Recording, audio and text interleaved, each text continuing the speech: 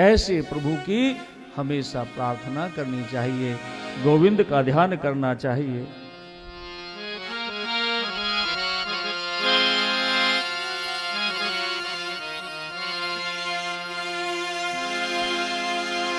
प्रभु अपने दर से अब तो ना टालो,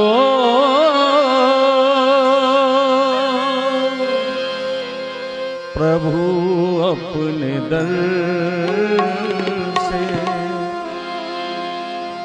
अब तो ना टालो, गिरा जा रहा हूँ,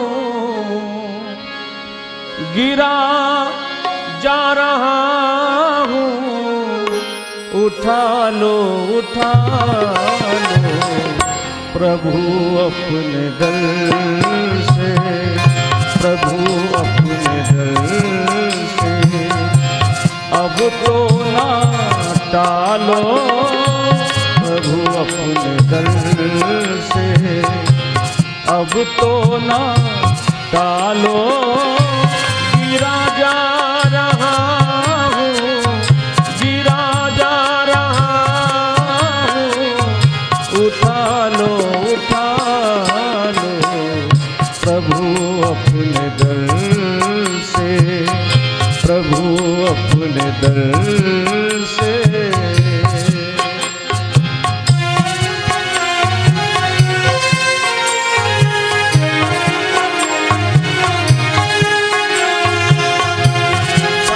प्रार्थना करिए।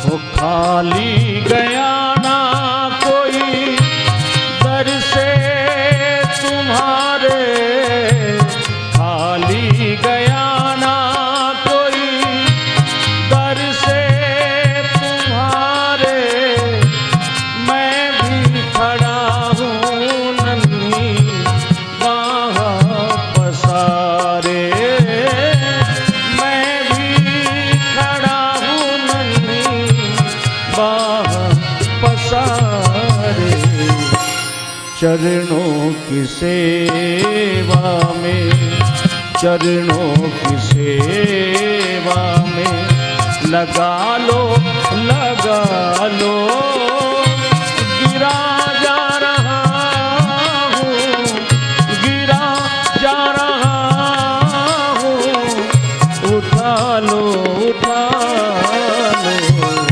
प्रभु अपने दर से, प्रभु अपने दर से।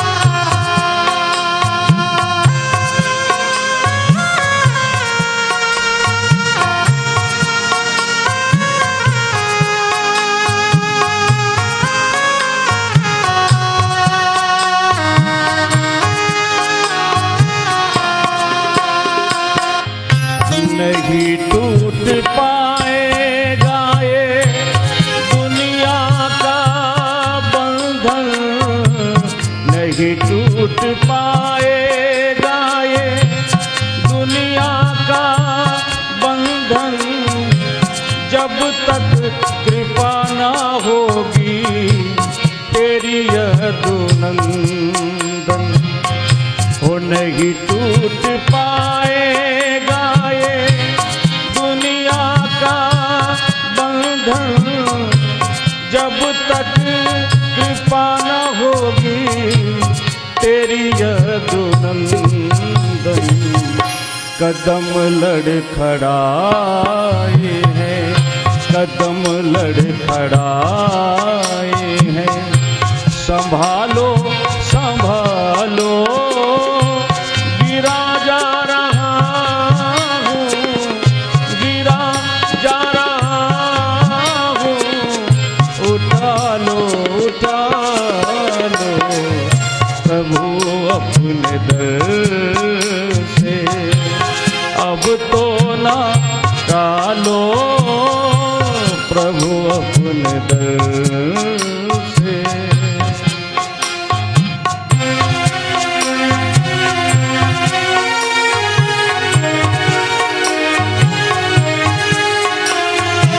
हरि बोल।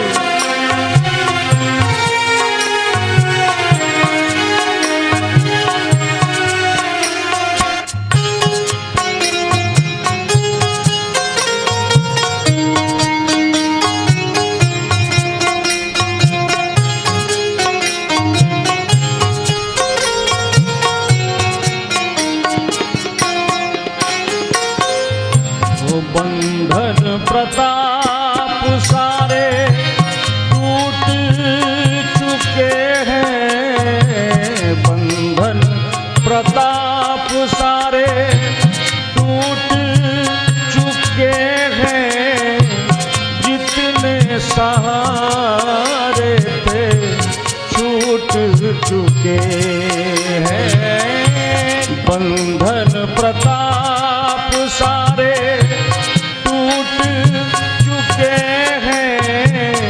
वो जितने सहारे थे वो छूट चुके हैं। अवसर है अब तो अपना, अवसर है अब तो अपना दास बना लो, अवसर है अब तो अपना दास बना लो, गिरा जा रहा हूँ, गिरा जा रहा हूँ, उठा लो प्रभु अपने दर से, प्रभु अपने दर से, अब तो ना टालो प्रभु अपने दर से, अब तो ना टालो, गिरा जा रहा हूँ, गिरा जा रहा हूँ, उठा लो प्रभु अपने दर से, प्रभु अपने दर से, प्रभु अपने दर से। बोलिए माँ के बिहारी लाल की जय। प्रभु अपने दर से अब तो न टालो, गिरा जा रहा हूं, उठा लो उठा लो। हे परीक्षित जी, एक ही बात है, गोविंद से मिलने की कामना मन में है ना, तो गोविंद से अपने मन की डोर जोड़ लो। बिना डोर जोड़े वो मिल नहीं सकता, और अगर एक बार ये मन की डोर गोविंद से जुड़ जाए तो वो फिर आए बगैर रह नहीं सकता। और उसका सबसे सरल सीधा साधन है कीर्तन के द्वारा मन को एकाग्र करो। हम अपने घर में रहते हैं, अपने घर का कार्य करते हैं, लेकिन अगर मन का कनेक्शन उस गोविंद से जुड़ गया तो हम घर में रहते हुए भी वृंदावन में हैं। और कई बार क्या होता है कि हम गए तो वृंदावन में हैं, पर हमारा मन का जो कनेक्शन है वो अपने घर से जुड़ा हुआ है, तो वृंदावन में रहने से भी हम वृंदावन में होते। और महाराज सुखदेव जी कहते हैं, राजन एक बहुत सुंदर प्रसंग मैं आपको सुनाता हूं। कृष्ण के जैसा करुणा का सागर कौन हो सकता है। कृष्ण के बचपन के सखा हैं जिनका नाम है सुदामा। सुदामा बचपन से ही विरक्त हैं।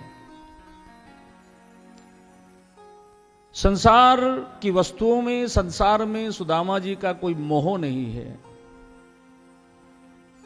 बचपन से ही विरक्त, कर्मकांडी हैं, धार्मिक हैं और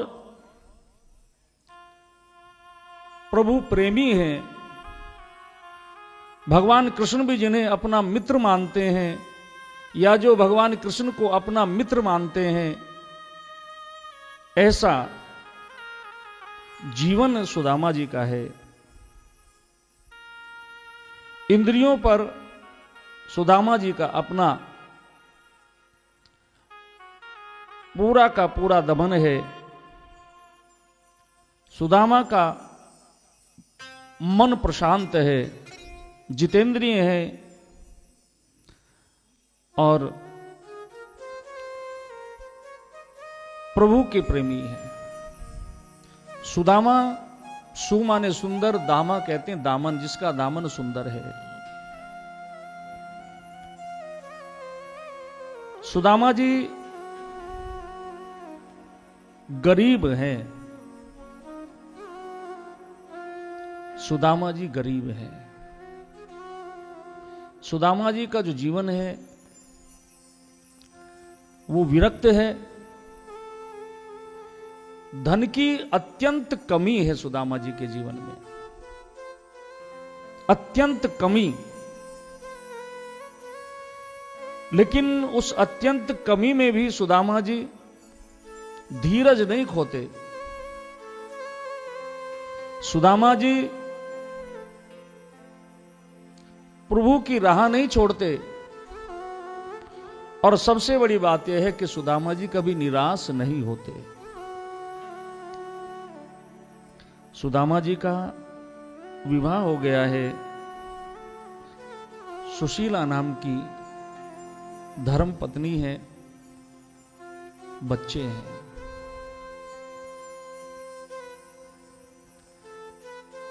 भयंकर गरीबी सुदामा जी के जीवन में। कभी कभी भोजन एक समय मिल जाता है तो अगले समय मिलता ही नहीं। कभी कभी फल खाकर के जीवन दिन निकाल देते हैं, कभी कभी वो भी नहीं मिलता। कभी कभी क्या करते हैं कि अन्न के दाने जो किसान के खेत में पड़े रहते हैं, सुदामा जी उन्हें बीन ले आते हैं, धोकर सुखाते हैं, पीसकर खा लेते हैं। बिल्कुल फक्कड़ जैसा जीवन। घर सुदामा जी का, घर के नाम पर एक टूटी सी झोपड़ी है। हल्की सी भी बरसात आती है तो सुदामा जी का घर टपकने लगता है। कपड़ों के नाम पर एक धोती है, वो भी 20 जगह से फटी हुई है। एक ऊपर चादर है, वो भी साबुत नहीं है। कोई भी बर्तन सुदामा के घर में साबुत नहीं है। भयंकर भयंकर गरीबी।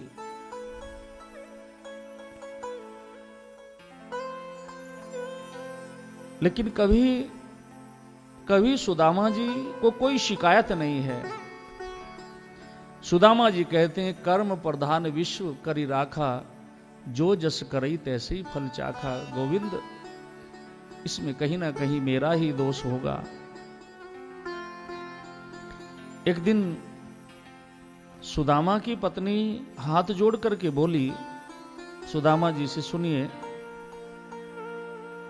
आपने मुझे कई बार कहा है कि आपके बचपन के मित्र हैं द्वारकानाथ, आपके बचपन के सखा हैं। सुदामा जी के नेत्र सजल हो गए। जब कृष्ण का नाम आया तो सुदामा जी के नेत्र भर आए और कहने लगे, देवी तुमने कितनी पुरानी बात छेड़ दी है। तुमने कितनी पुरानी बात याद दिला दी। अरे कृष्ण मेरा मित्र ही नहीं, मेरा तो लंगोटिया यार है, मेरा तो लंगोटिया यार है कृष्ण। दोनों एक संग रहते थे, एक संग पढ़ते थे, एक संग खेलते थे। लेकिन देवी अपने अपने भाग्य की बात है, अपना अपना कर्म है, जो जस करी तैसे ही फल चाखा। आजकल वो द्वारका नाथ हैं, द्वारका के धीश हैं, और हम अपनी छोटी सी झुपड़िया के राजा हैं। वो द्वारकाधीश हैं और हमारा यहां ठाकुर जी की कृपा से सब काम चल ही रहा है।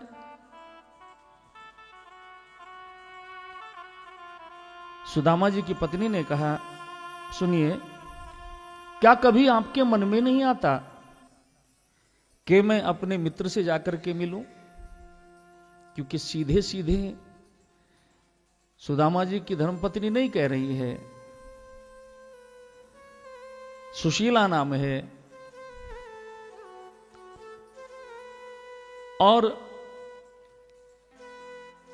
हर सुख हर दुख में धर्म पत्नी का कर्तव्य होता है कि अपने पति के साथ रहे। इसलिए हिंदू सनातन धर्म में पत्नी से पहले धर्म शब्द का प्रयोग हुआ है। पति के सामने धर्म नहीं लगता। कोई पत्नी जब परिचय कराती है तो यह नहीं कहती कि ये मेरे धर्म के पति हैं, लेकिन जब पत्नी का परिचय होता है तो कहा जाता है कि आप कौन? कि ये मेरी धर्म पत्नी। जो पति को भी धर्म के रास्ते पर चलावे उसी को धर्म पत्नी कहते हैं। सुख में दुख में हर स्थिति परिस्थिति में अपने पति के साथ जो रहे उसे धर्म पत्नी कहा जाता है।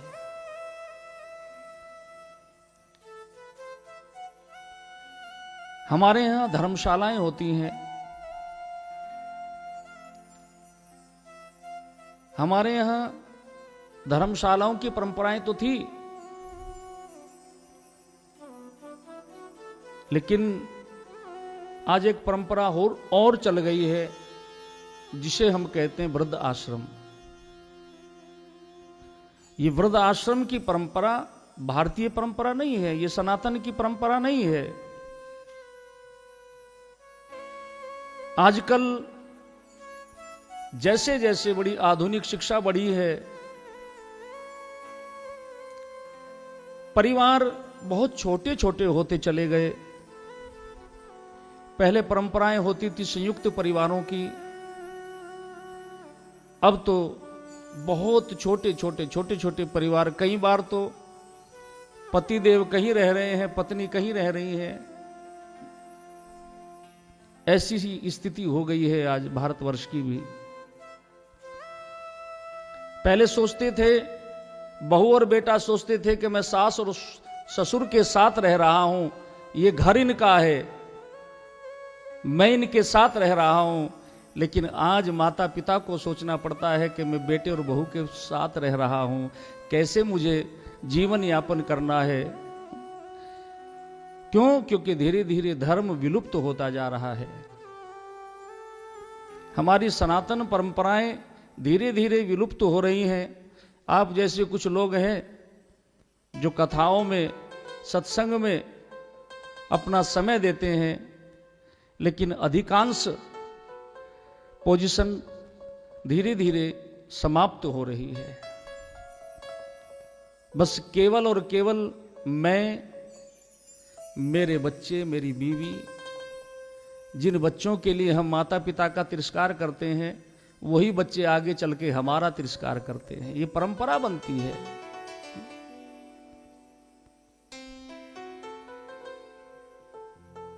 धर्मपत्नी ने कहा, महाराज क्या आपका मन नहीं होता आप अपने मित्र से मिलें?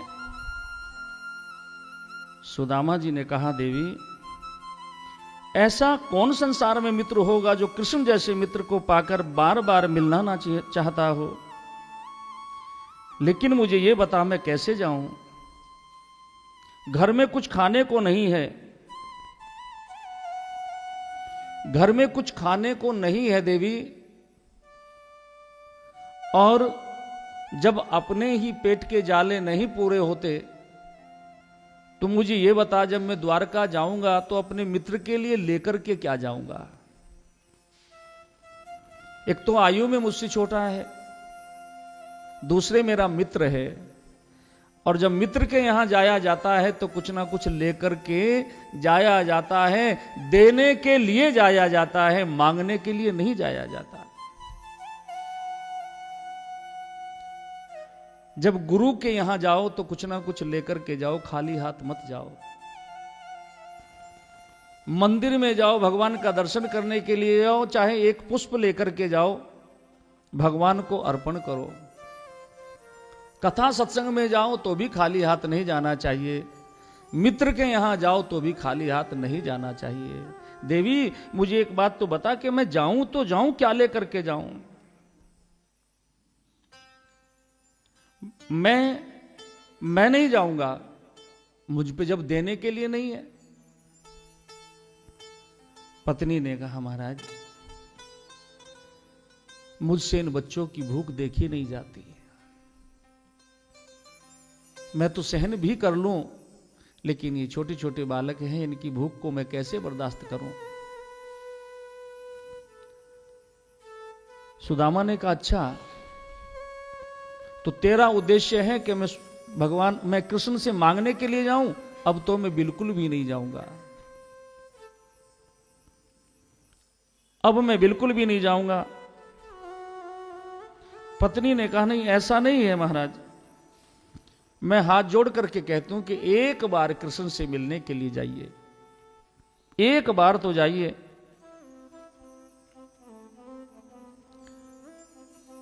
तो पत्नी से सुदामा ने कहा, देवी कैसे जाऊं? तो पत्नी बेचारी अपने पड़ोस में गई, सुशीला, और वो अपने पड़ोस में गई, पड़ोस से एक एक मुट्ठी चावल की लेकर के आई। ऐसा नहीं कि उनका इतना व्यवहार खराब था कि उनको एक घर से 5 मुट्ठी चावल नहीं मिल सकते थे,